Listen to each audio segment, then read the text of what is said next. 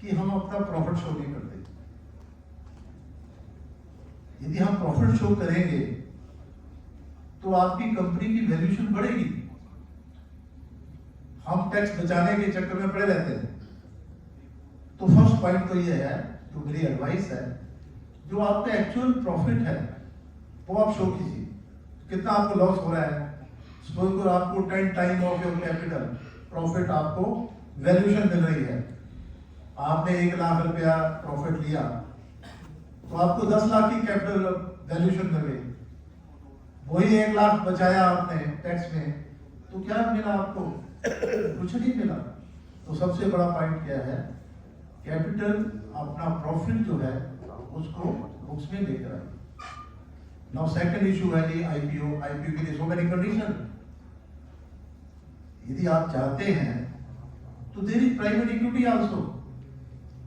कुछ ऐसे इन्वेस्टर हैं जो आपको गाइड भी करेंगे, आपके इंडस्ट्री को आगे भी लेके जाएंगे। वो आपके पास प्राइवेट इक्विटी भी लगाएंगे। First you come with private equity. Private equity लाने के बाद वो 3 साल में आप ऑटोमेटिक वो कहेगा मैं बाहर जा रहा हूं, तो आपकी ग्रोथ भी होगी, दूसरा ही होगा। नाउ क्वेश्चन इज कमिंग, ये तो बैंकिंग सेक्टर में हमें फंड बेस की लिमिट बताएगी। क्या हम गारंटी भी बैंक से ले सकते हैं?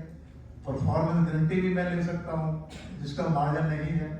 अब मैं उसके लिए आता हूं, जैसे आपने वर्किंग कैपिटल लिमिट लिया, तो वर्किंग कैपिटल में आपने फंड बेस लिमिट लिया, जिसको कि आपने पैसा लिया बैंक से, उसको क्या कहते हैं? Fund base limit. मैं कहता हूं फंड बेस ना लेकर आप नॉन फंड बेस लीजिए, गारंटी लीजिए।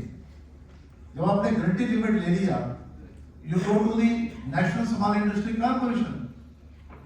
उन गारंटी के अगेंस्ट आप माल उठाइए, वहां से रॉ मटेरियल लीजिए, जो बाजार से आपको सस्ता भी मिलेगा। उसका आपको गारंटी कमीशन 1% पड़ेगा, ठीक है? और उसमें कितना बेनिफिट हो गया? तो बैंक 8-9% आपसे ब्याज लेता है, तो you are saving about 7%, and that too on credit of 90 days without any interest, without any you can say liability on site, only 1%. You go to the national NSIC, take the raw material. That is the one point. Now coming to other aspect, as